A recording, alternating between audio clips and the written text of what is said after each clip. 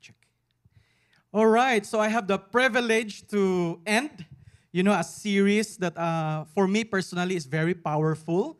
So I will be ending the series this morning titled Be Rooted. So just to, recap what we learned the past 4 weeks. Okay, so first one, it says here, Jesus, our eternal word. So from this lesson, we learned that God's word is alive, active, and the word of God is incredibly powerful in our life. He's the source of life and light. So you can trust Jesus' authority over all domains of our lives. So number 2, the two-edged sword. This is something that I really enjoy, listening from Pastor David Lim, if you remember him. God's word is alive and active. And 2 things that I took from this sermon is God's word is incredibly incisive. And at the same time, God's word is inherently divisive. So I believe we all remember this message. Pastor Isaac also, the 3rd sermon, he preached to us about the Swiss Army knife. So God's word is like a Swiss Army knife. It reaches, it teaches, it convicts us, it equips us for the new life God has saved us for. And then last week, very interesting topic, Pastor Lency shared to us, reminding us about system update.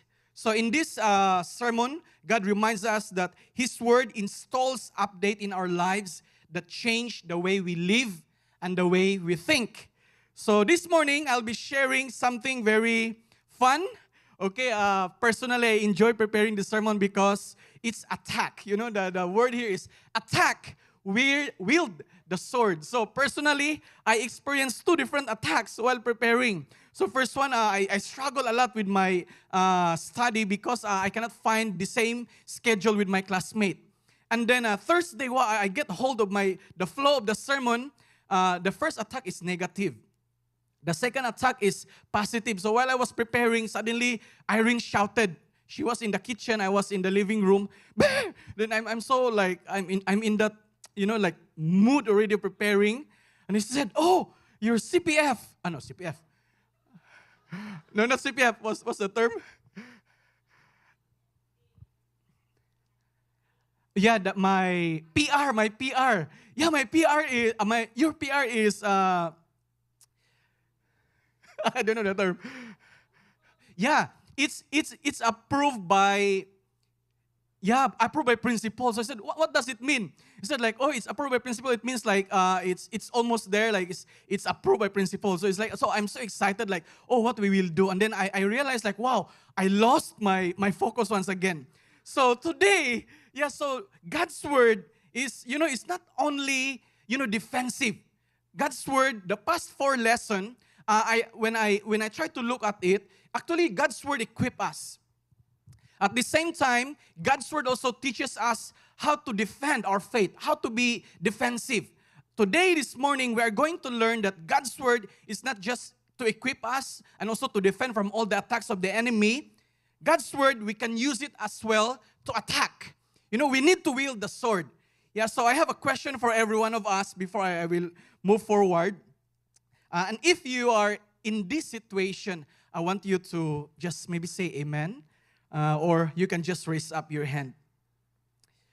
Oh my gosh. All right, so my first question is, how many of us here, we felt worried about our finances? We felt worried about our health. We felt worried about our security and our future. If you are concerned, if you don't want to use the word worried, maybe we can raise up our hand if that's you. Oh, I like it. We are people. Oh, yeah. We're actually in Faith Assembly. So we are not all worried.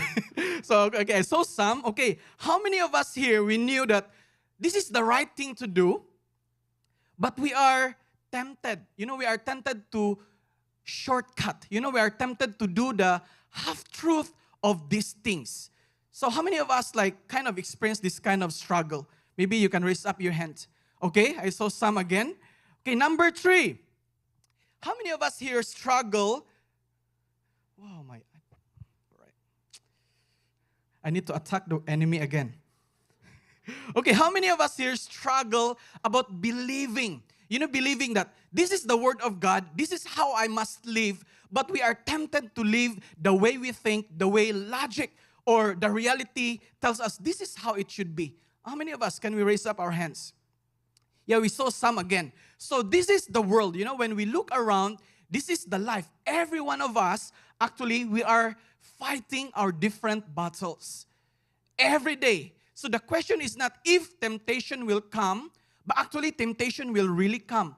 In fact, every day, each of us, we are facing different temptation, different struggles. The question is how, as believers, how as children of God, how we fight back this temptation, how we attack this work of the enemy. So as Sister Amelia preaches, lead us with a song, we are slowly taking ground. So as children of God, we are not defensive only. We won't keep retreating. We must learn this morning, we must learn how to be offensive, how we will slowly take the ground that Christ have for you personally, have for me personally, and even have for us as a church. So attack, wield the sword. We will be learning, from Jesus' life, how he attacked the work or the temptation that the enemy threw at him. So if we will be asked a question, during the war or during the battle, we hear about rumors of war or even wars. If you are given a choice or an option, which one do you want? Which one do you want to have? A shield of protection or a weapon to attack the enemy? Which one do you want?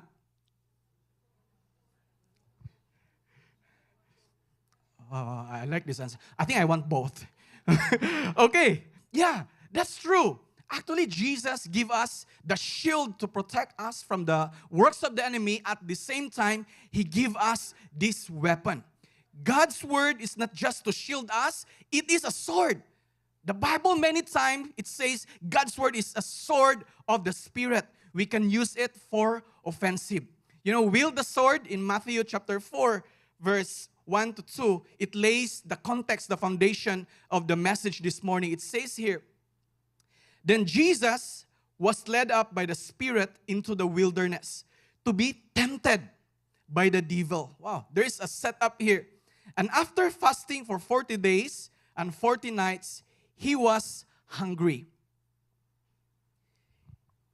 Here we see that the Spirit of God brought Jesus into this battlefield.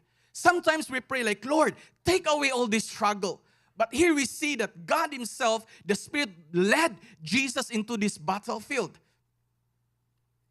where Satan was waiting for this moment. In this battlefield, Satan was waiting for it. Jesus was praying. He was fasting for 40 days and 40 nights. How many of us experienced fasted? Maybe this is a dry fasting, no food, no water for 3 days. I experienced it few times in Vietnam, and I tell you, I need someone to ride behind. I feel like I cannot drive. It's not easy. This is the experience of Jesus. 40 days and 40 nights. And after this fasting, the enemy, Satan, he was waiting. He was ready to give his 3 best shots to tempt Jesus. What is the physical state of Jesus? He was hungry and he was exhausted. He didn't have any disciples with him. The confrontation, Satan began throwing attacks. How many times? I think we are very familiar with this story, the temptation of Jesus in the wilderness. 3 times, Satan attacked Jesus. But at the same time as Satan threw, 3 attacks, Jesus at the same time, he fought back. He did not just protect himself, he fought back, he attacked back 3 times as well. And this is what we are going to learn this morning. Temptation of Jesus is not different from our daily temptation in our modern times.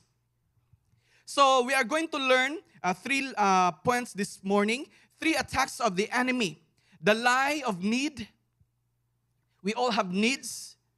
The twisted truth and false allegiance. Jesus experienced this attack from the enemy. These 3 basic, principle or needs of life.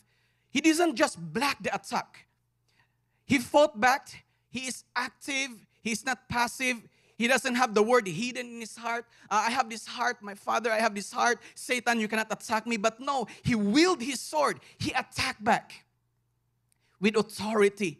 Jesus confront every attack of the enemy by attacking it with the word of God. And this specific word that he fought back is very simple. 3 words. It is written. This is the sword of the Spirit. This is the word of God. Our Christian life is not just about standing firm. The past few different lessons, we are taught to be equipped. We are taught to stand firm and to be defensive. Darkness is here. Darkness is here. And the warfare is real. We are fighting different war. War about our health. War about our future. War about our academic studies, our career. It's real. And Satan is watching us. And not just watching us, he is attacking. He is using these normal needs that we have, in his advantage. And today we learn from Jesus how he pushes back darkness with the word, it is written. So as Jesus wielded the sword and attack, the first thing that we learn here is the sword defeats the lie of need. God's word will set us up. God's word should be our standard. It says here, and the tempter came and said to him, if you are the Son of God, command these stones to become loaves of bread. But Jesus answered, the first attack of Jesus to the enemy, it is written, Satan, man shall not live by bread alone, but by every word that comes from the mouth of God.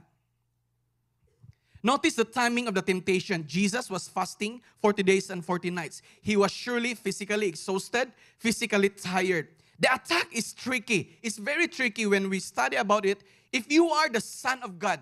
So here, Satan is challenging, a principle, a reality, an identity. If you are the Son of God, turn these stones into bread. In the surface, it looks logical. It's real. First, because, Jesus was hungry. He was hungry after that fasting and for 40 days and 40 nights. And at the same time, it's also real because Jesus at the same time is the Son of God.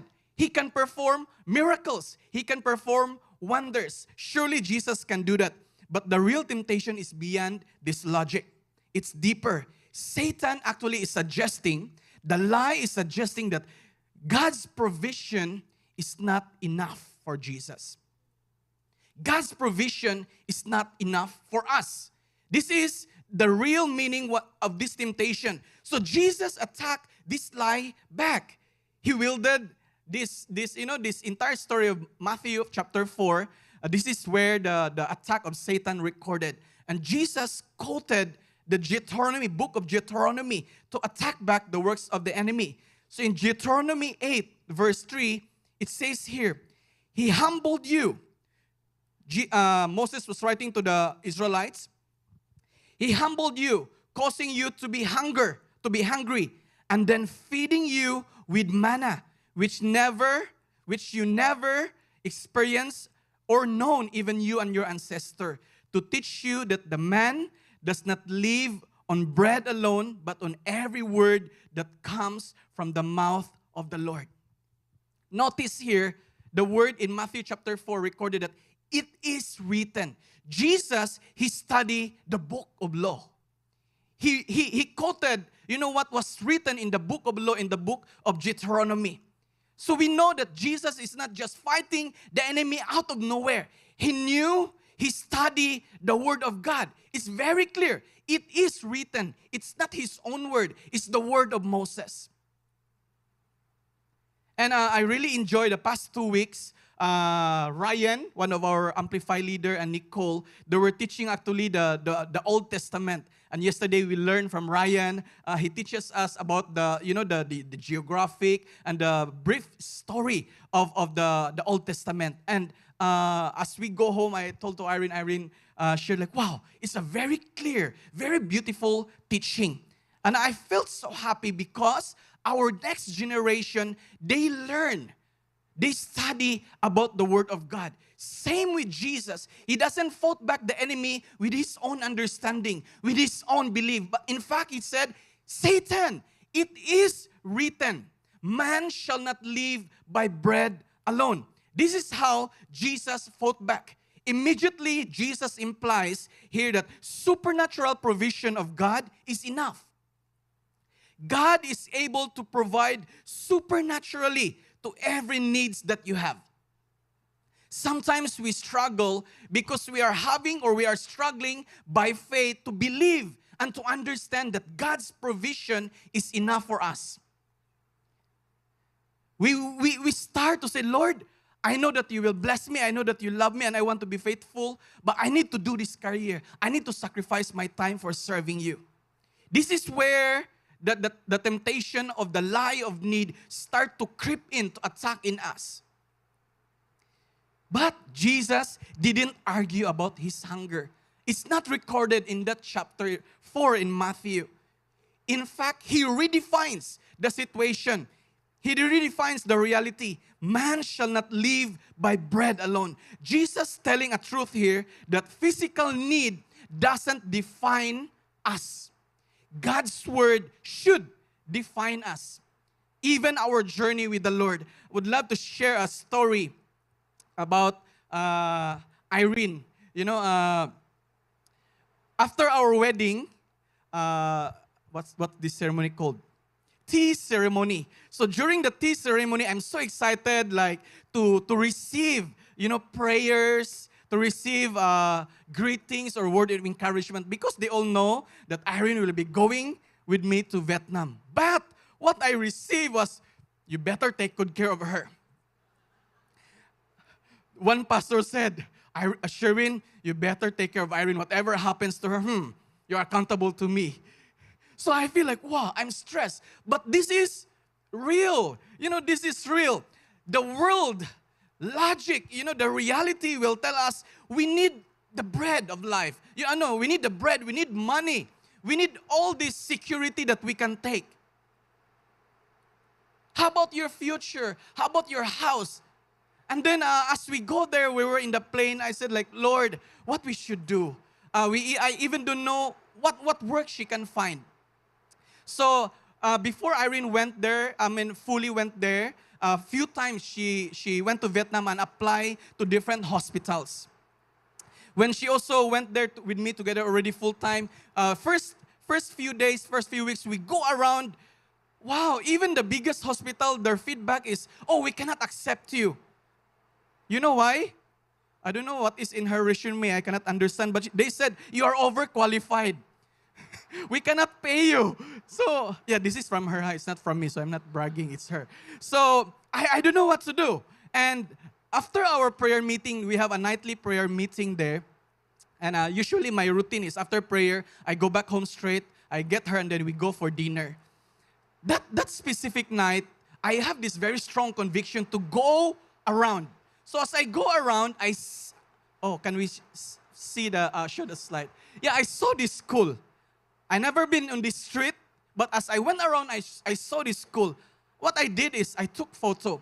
This is very out of our plan. I took photo of this school. I said, can you just try to send your application here? Background, this school is a very good school. Students are those foreigners, and then students are kids of those Shark Tank in Vietnam. I don't know if you heard about this. So quite well-to-do family. And the owner of the school said, actually we never in our history to have an Asian main teacher. Wow, it's a bit discriminatory. Not yet. Okay, never. They never have in their history. And to make the story short, Irene was the first one. God provides beyond logic, beyond our reality. It doesn't end there. Because of that job opportunity that God opened doors for her, it also gives me the document to be a legal person to stay in Vietnam. For the past few years, I was staying there like under the radar, hiding. I'm having a visa that is not really very legal. But I cannot do anything. it's just like that. But as she came, this is the blessing that she came. So God provides the entirety of our situation. So our God is able to defy, why I share this, because our God is able to defy beyond our human logic. We have our concern, we have reality that we are facing, and Satan will tell me, God is not able to do this. But what Jesus is trying to redefine here is like, I will not live according to the situation that I see, but I will live according to what the Word of God say. This is what the Word say. Yes, the Word will whisper, you need this bread, you need money, you need comfort, you need relationship. This is the struggle that we have. You need to survive. But, and also maybe in that time, there's a lot of doubt in our minds, like, should Aaron go? Should we give? Should we follow God?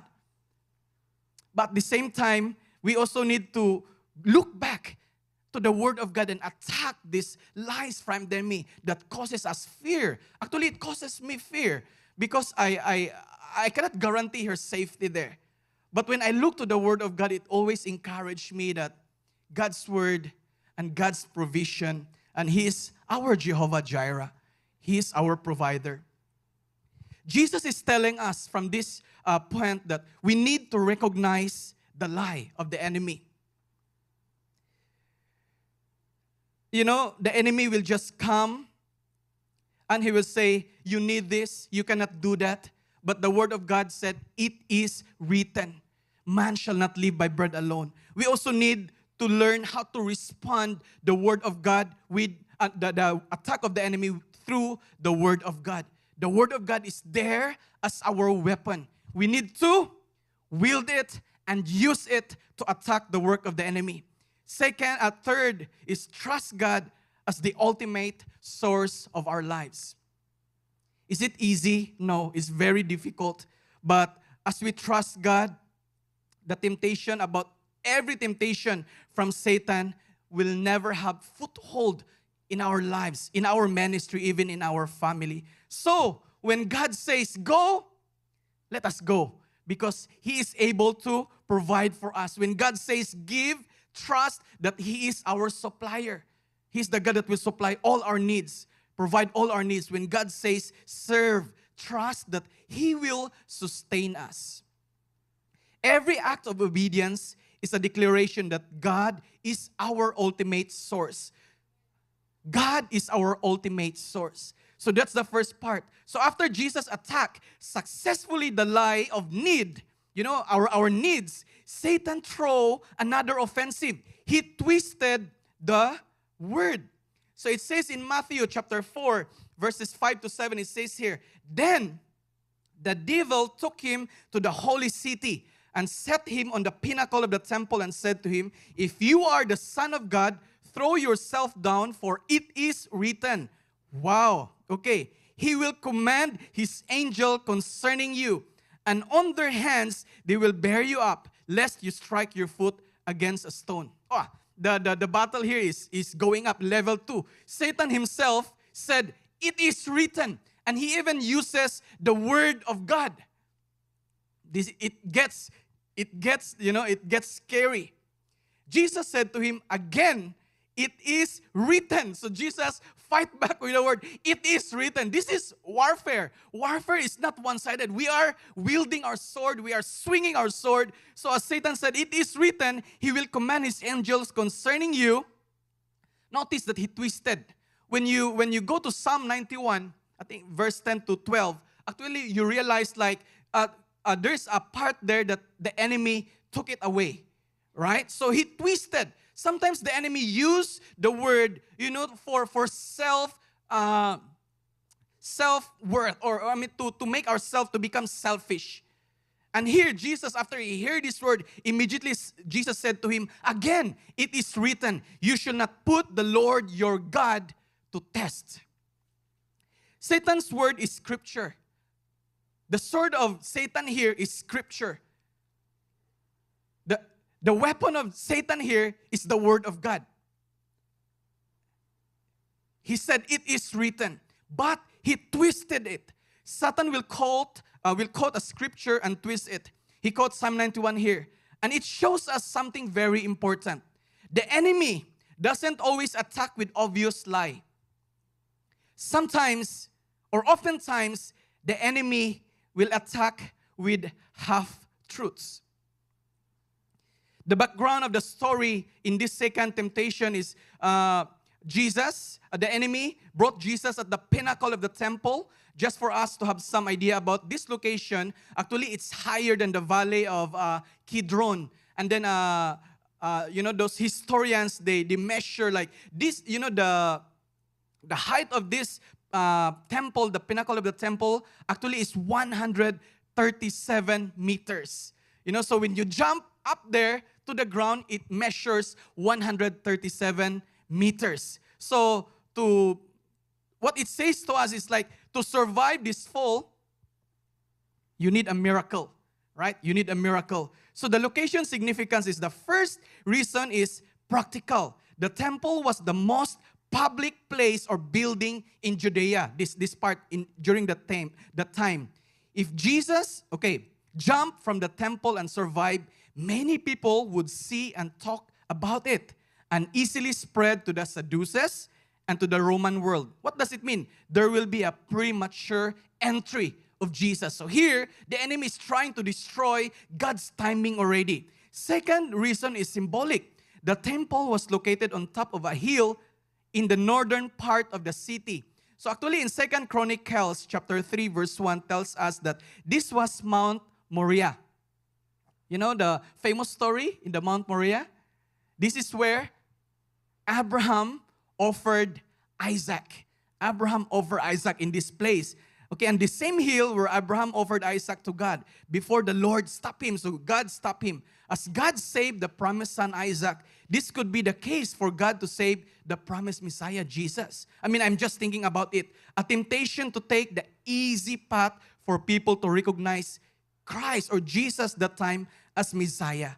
So Satan used the scripture carefully, crafted and selected for Jesus. Wow! Actually, if you try to think, Satan doesn't just get any scripture from the Bible. He actually get a scripture that will really challenge if you are the Son of God, and even bring to the place where there's symbols with it, behind it, where there's practicality behind it. Satan says, since you trust God alone, from the very first point that we talk about, then prove it by jumping off the temple. And then he quote once again Psalms 91, whose main theme in this chapter or in this book is about trusting God alone. Jesus attacked this deception. So when the enemy comes, challenge our faith, confuse our faith, how should we attack? How should we handle this kind of situation? We will not just use the word of God to cover us, to be defensive, but also at the same time, we use the word of God, wield it, attacked it. So Jesus attacked this deception. In Deuteronomy chapter 6, verse 16, it says here, do not put the Lord your God to the test as you did at Massah. There's a new word here, Massah. So the Israelites said, is God among us or not in this place in Massah? Other word, if God doesn't answer us, then maybe we will find another God. So the word Massah means to tempt, to test, or to try Jesus. This is what it means about the word Massah. So here, Jesus answered it with this weapon. He attacked the lie of the deception of the enemy by saying, do not put the Lord your God to test.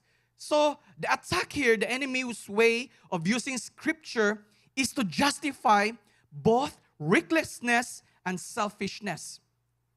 In our present day, it sounds like this. God promised to protect me. So no need to pray. I know that God will protect me. I know it from the scripture. He will protect me, so I don't need to pray. Sometimes it says here, God is love. God is love. The word of God says God is love. So I don't need to repent. And just keep going with this lifestyle. This is the struggle of God's word. God is gracious.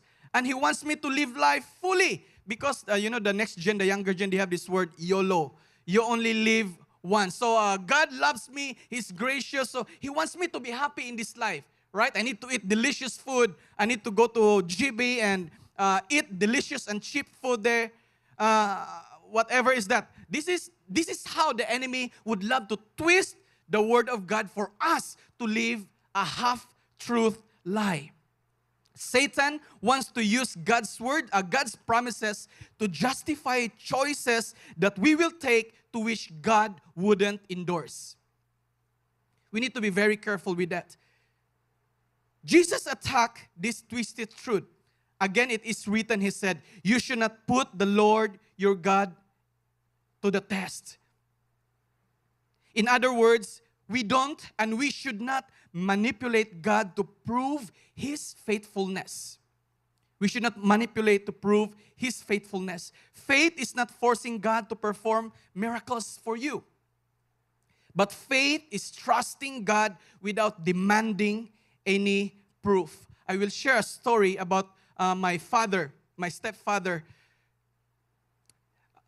As he was preparing to go to an army camp, together with one of our church deacon, he ride a motorbike. And as he was riding the motorbike, there is a dog cross. And he was not able to stop on time. So what happened is, he crossed the dog, he hit it, and then he fly. Ooh, maybe they ride very fast. He flew, and then he landed with his right face. He landed, and after that one, another person follow him. Fly, and then boom, landed on his body. He lost consciousness. They brought him to the hospital. The moment that I saw him, oh, he's okay. His eyes are open. But I realized something. He looked very blank. It's like the first time he saw the world. So I saw there's something wrong. Brother Big One shared to me, I think a few weeks ago, like, okay, I think I'm not allowed to share this. Yeah, but he also experienced this kind of experience. So what happened is, like, actually my father lost his memory. 99.9% his memory was gone. He cannot remember what happened.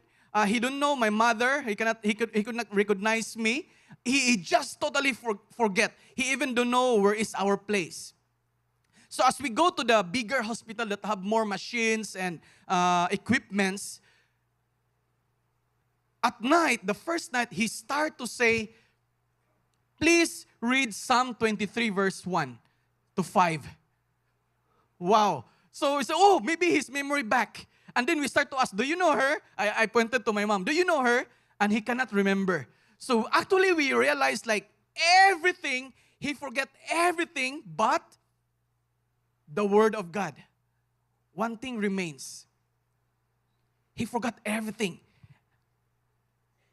And then that moment, it takes weeks and months, and it's 3 months process that he forgot, he forgot everything, all the information. And then we realized, like, actually we are in the spiritual warfare.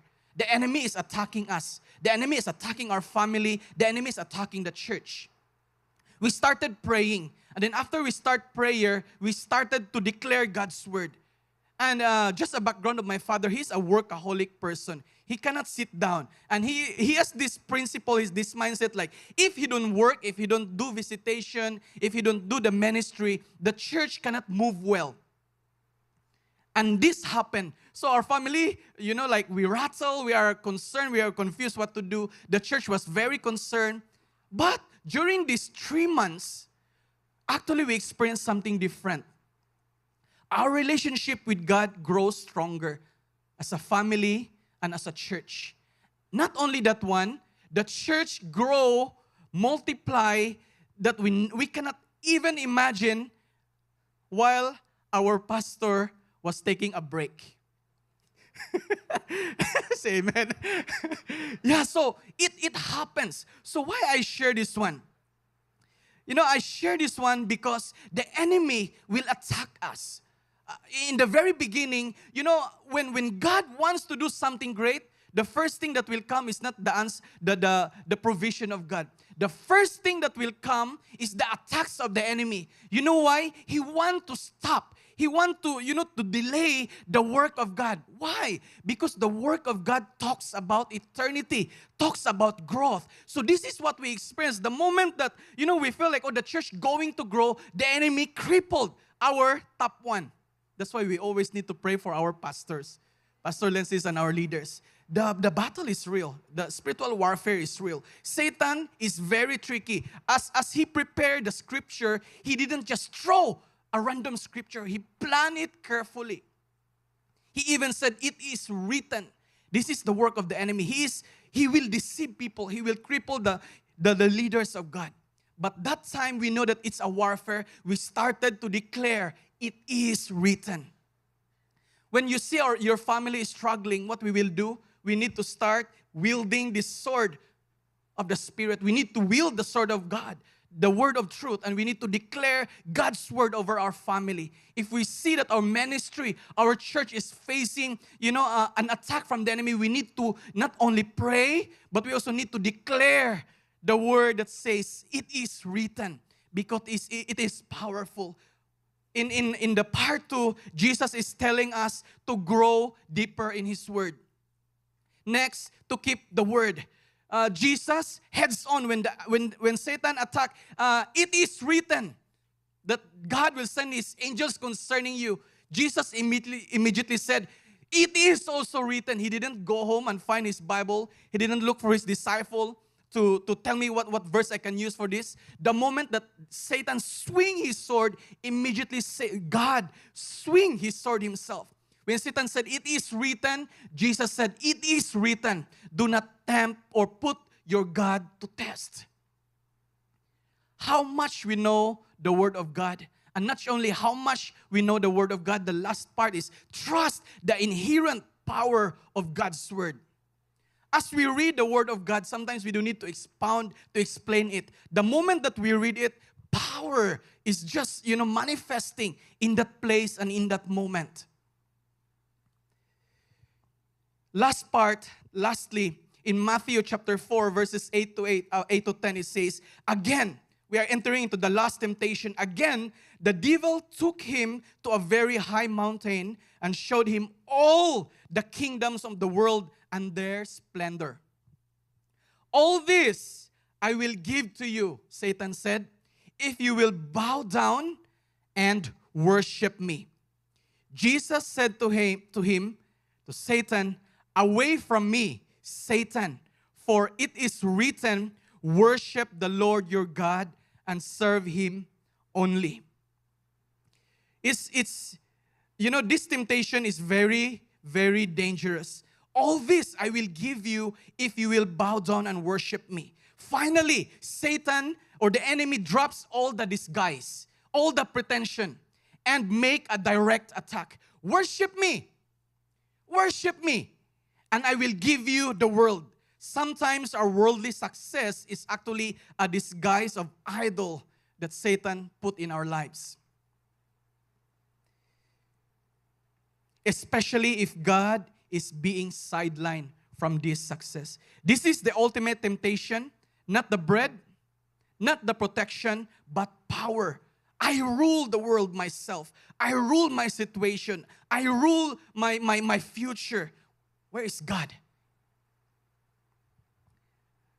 The sword demands undivided worship. This is the last attack of Jesus to Satan. Give me your allegiance. Satan's sword is deception. Give me your allegiance and I'll give you the world. The kingdom of the world, authority, glory, wealth, pleasure, and others. The third temptation is the most direct and most dangerous of all. In the first temptation, Satan attacks Jesus' physical needs. We all have physical needs. In the second temptation, he twisted the spiritual truth. But here, in the third temptation, Satan is attacking Jesus' mission and loyalty. Our mission, our worship. Notice that Satan offers all the kingdoms and all the world and their glory. This is important because, when Jesus came, actually in the book of Gospel, Jesus is talking about the new kingdom. He was talking about the kingdom of God. He was talking about this. And Satan, in this last temptation, he make a deal. I will give you the world. but you bow down and worship me. So as we move forward with the church, with our family, Satan will give us distraction. Satan will try to confuse and distract the mission that God has for me and for you. But the path, to this kingdom actually is through suffering and the cross. And this is what the enemy is trying to confuse Jesus. If you worship me, I will give you an easy way out. I will give you the world. But if Jesus should follow God, he can only save this world. This mission will only be accomplished through what? Through suffering and finally dying on the cross. This is the way, the path that the Father has prepared for Jesus and for the world. And here, the enemy is trying to confuse the mission of Christ. And in fact, actually, this mission is a mission that we shared. When God says something for the church, it's not just for us to wait when it will be accomplished. We need to go through, when there's a promise, there's a process. So when God promised something to us, there's a process that we have to go through. And in this process, sometimes there's a lot of suffering. I saw a promise in Vietnam. And in this promise, there's a lot of pastors who bleeds. I mean, they are really bleeding from beating. This is the process that they have to endure. But at the end of the day, those who beat them actually got saved. Process. And in this process, we are not excused. If Christ suffered, we are all to suffer. There's suffering, there is sacrifices.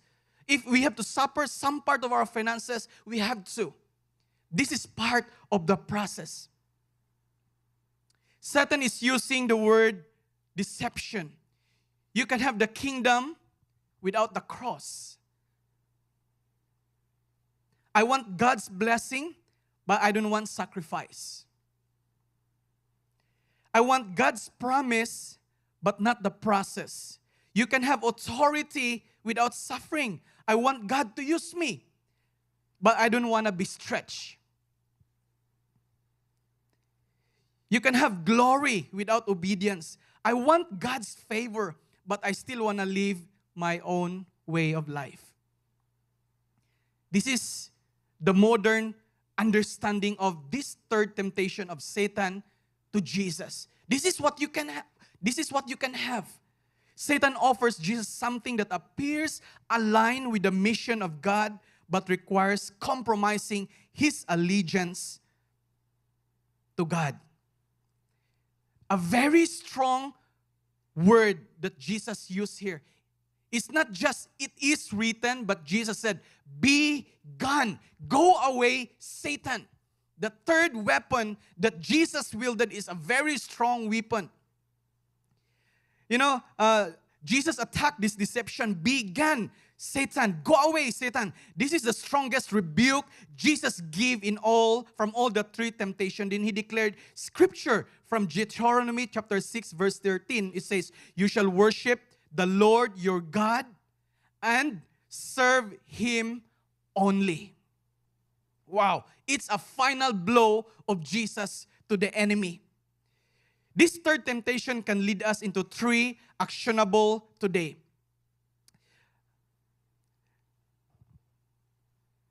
This action will make us examine, our true masters, our true master. What or who do I think the most in my life? What do I sacrifice the most time and energy for? We can start to reflect. Third, what determines my major decisions? Those questions often reveal our true masters. Second, reject a shortcut or compromise. Refusing to sacrifice spiritual life or spiritual commitment for worldly success. Be reminded, if success requires disobedience to God, unfaithfulness to God, it is not success. It's already a temptation. Third, declare your loyalty to God at all times. When the world offers success through compromise, believer can say, It is written, worship the Lord your God and serve Him only. To sum up the message this morning, attack, wield the sword. The sword that Jesus uses here defeats the lie of need. God's word will defeat the lies of need. This word will set the standard of our lives, how we trust God. And this sword that also Jesus wielded, the sword exposes twisted truth. This is where we are taught that we need to learn. Biblical literacy is very important. Our church have equipping. Our church have new steps or different lessons that we can grow. We must continue to grow. You know, the sword is a very good illustration. Why? Because the more that we use the sword, the more that we need to sharpen it. We cannot say, oh, I know this word already. I don't need to study. I'm done. I'm done for studying and learning God's word. It's time to serve. No. The more that we serve, the more that we need to grow God's word. Lastly, the sword that Jesus wielded demands undivided worship. So as we see these three parts, it takes action. God's word will lead us into action. So as we stand up on our feet this morning, as we conclude our series, be rooted in God's word. Know that God's word is like the shield that protects us and a weapon to attack every temptations of the enemy. We need to wield it. Use it like Jesus. He commanded Satan, go away. When there's disbelief, when we have needs, physical needs, when we need financial needs, when we need healing, Satan will say, oh, this is the doctor said. No, Satan, go away. Jesus is my Jehovah Rapha. He is my healer. We need to start to exercise God's word in our day-to-day life. When Satan say, oh no, you need to work. You need to skip Sunday. You need to skip your cell group because you need to work. This is for the future of your family. What we will do? It is written, man shall not live by bread alone. When fear comes, what we will say? Be gone, Satan. Go away, Satan. I would love to put us into practice as we look to the screen. I will read the white color, and then before you will, after you will say, it is written. I believe like every one of us here are facing different spiritual battles right now. And as I will read the first part, you will say, it is written. And after you say, it is written, exercise. What is God's word that is living in your heart today? For example, I go to a foreign land and I don't know anyone there. And then fear comes. Fear comes about my provision. So I will say, it is written that the Lord is my shepherd, I shall lack nothing. So this is a practice for us. This is a practice for us. And if when we go home, you know, when we face and we engage into this spiritual warfare, know that you have that word of God in your life. Wield it, use it, swing it against the work of the enemy, and attack every lies, every twisted truth, every temptation that distracted us from our ultimate worship, who is God alone. So as I read the white words, as our worship team start to lead us in worship, you start declaring God's word in your life. Let's try. When the enemy whispers, God will not provide for you, what do we say? It is written. Come, take out that sword that you have. You know, when you say it is written, it's not complete. You use that verse that you are keeping. So, okay, I will read it one more time. When the enemy whispers, God will not provide for you, what do you say? It is written. Okay, come, take away the scriptures. Take that scriptures. This is how we fight our battles. Next, When the enemy twists the truth and say, compromise just this one, what do we say?